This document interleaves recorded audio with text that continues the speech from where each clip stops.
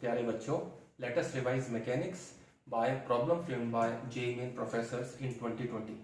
बच्चों, जनवरी अटेम्प्ट का 2020 में जो जेईई मेन का पेपर हुआ है, इसमें जेईई मेन प्रोफेसर्स ने जो मैकेनिक्स में प्रॉब्लम फ्रेमिंग की है, उसकी मदद से हम थोड़ा सा मैकेनिक्स को रिवाइज करने की कोशिश करते हैं। बच्चों, आज हम जो प्रॉब्लम समझने वाले हैं, जेईई मेन प्रोफेसर्स ने ये सिंपल प्रॉब्लम फ्रेम किया है।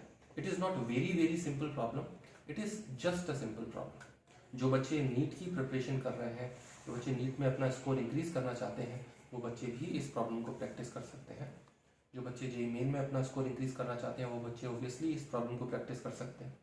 और जो बच्चे जेईई एडवांस में अपना स्कोर इंक्रीज करना चाह रहे हैं, वो बच्चे अपनी रिविजन से पहले as a warm up problem इस प्रॉब्लम को प्रैक्टिस कर सकते हैं।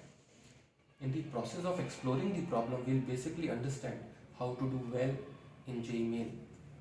इस बार फरवरी में जेईई मेन हो रहा है बच्चों, तो हम एडवांस से फोकस हटा करके जेईई मेन पे एक्सक्लूसिवली फोकस कुछ समय के लिए रखने वाले हैं, up to the last week of February 2021. So, dear students, let's start. So, dear students, let us revise mechanics by problem framed by JEE Main professors in 2020. बच्चों, focus बनाए रखना। JEE Main 2020 जनवरी attempt the very first paper. बच्चों, no figure is given to us, only this language is given to us. Okay, have focus on this language. A 60 horsepower electric motor lifts an elevator having a maximum total load capacity of 2000 kg. 60 horse power. बच्चों, horse power आप समझते हो ना, वैसे इन्होंने last में 1 HP 1 horse power equal to 746 watt ऐसा लिखा हुआ है, इंफॉर्मेशन दी है, अच्छी बात है। तो एक इलेक्ट्रिक मोटर है जिसकी मदद से हम एक एलिवेटर को लिफ्ट करने वाले हैं और मैक्सिमम लोड 2000 kg तक हम ले सकते हैं, ऐसी इंफॉर्मेशन है। If the frictional force on the elevator is 4000 newton, इतना फ्रिक्शन फोर्स की बात हो रही है। The speed of the elevator at full load is close to, मतलब हमें अप्रोक्सीमेट कैलकुलेशन करनी है, लगभग कितनी ये होनी चाहिए speed of the elevator full load पे, हमें पता लगाना है। और 1 HP is 746 what and G की अगर आपको ज़रूरत पड़े तो 10 मीटर पर सेकेंड स्क्वायर आप ले सकते हो। These are the choices given and JEE main में हमेशा की तरीके से सिंगल करेक्ट में पूछा गया है बच्चों, +4 -1। ओके, हमेशा की तरह से बच्चों हम पहले इसे डायरेक्टली समझेंगे, फिर हम इसे स्टेप बाय स्टेप एक्सप्लोर करेंगे। बच्चों, अगर क्वेश्चन को ध्यान से पढ़ा जाए, कॉम्प्रीहेंड किया जाए, तो कुछ भी नहीं करना है, सीधे पावर की इक्वेशन लिखनी है। बच्चों, पहले हम इसे डायरेक्टली देख रहे हैं। Power is the frictional force plus mg multiplied by velocity and this equation gives us v equal to p upon f plus mg, है ना। अब पावर कितनी है, 60 HP की पावर है इंटू 746, ये वॉट बन गया, अपॉन फ्रिक्शनल फोर्स 4000 न्यूटन और mg देखें तो 2000 इंटू जी इज 10। ओके, इसको सिंप्लीफाई करें, वी आर गेटिंग 1.865 मीटर पर सेकेंड और इसे हम 1.9 मीटर पर सेकेंड लिख सकते हैं, which is printed in D choice.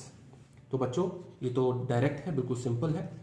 अब बच्चों, हम इसे चेन ऑफ कंसेप्ट इसका समझेंगे, स्टेप बाय स्टेप इसे लिंक करने की कोशिश करेंगे। बच्चों, सबसे पहले हमने आपके लिए फ्री बॉडी डायग्राम बनाया। बच्चों देखो, ये जो लिफ्ट है, एलिवेटर है, इसका फ्री बॉडी डायग्राम अब हमारे सामने है।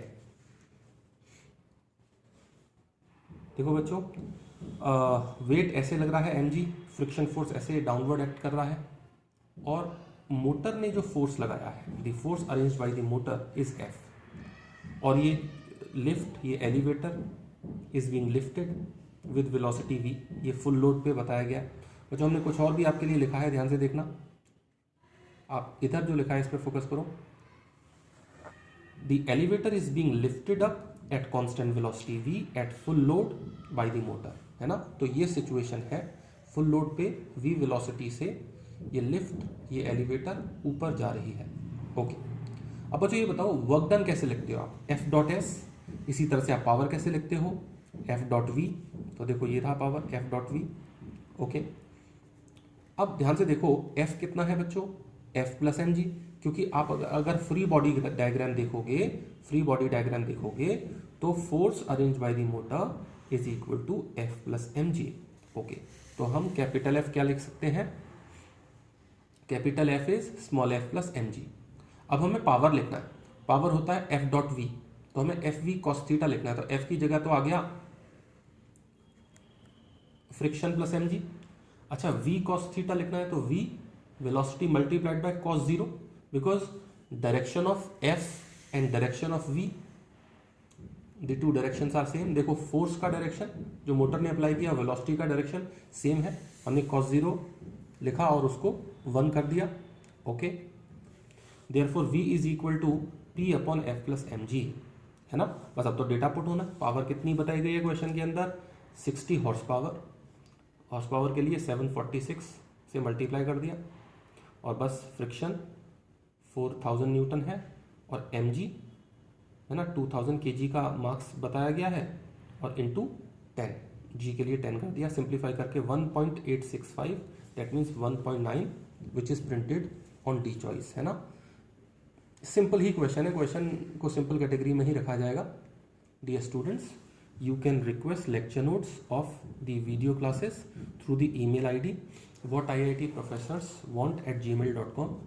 और बच्चों ये जो जेई मेन की प्रिपरेशन होती है, क्योंकि जेई मेन बच्चों फरवरी के लास्ट वीक में 22 फरवरी से 25 फरवरी के बीच में जेई मेन की डेट आ गई है, तो बच्चों थोड़ा सा जो टाइम बचा है उस थोड़े से टाइम में भी आप बहुत अच्छे से प्रिपरेशन कर सकते हो।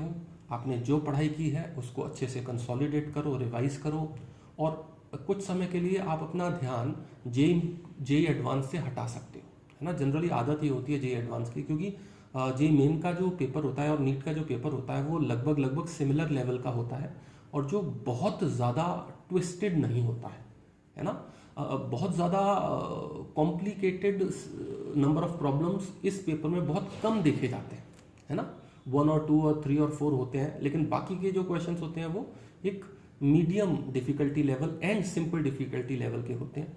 तो अच्छी बात ये होगी कि आप पूरे सिलेबस को जल्दी से जल्दी करो, है ना, और उसको रिवाइज रखो, जेई मेन लेवल से रिवाइज रखो, जिससे कि आप फाइनल एग्जाम में जल्दी से अच्छा आप करके आ सको।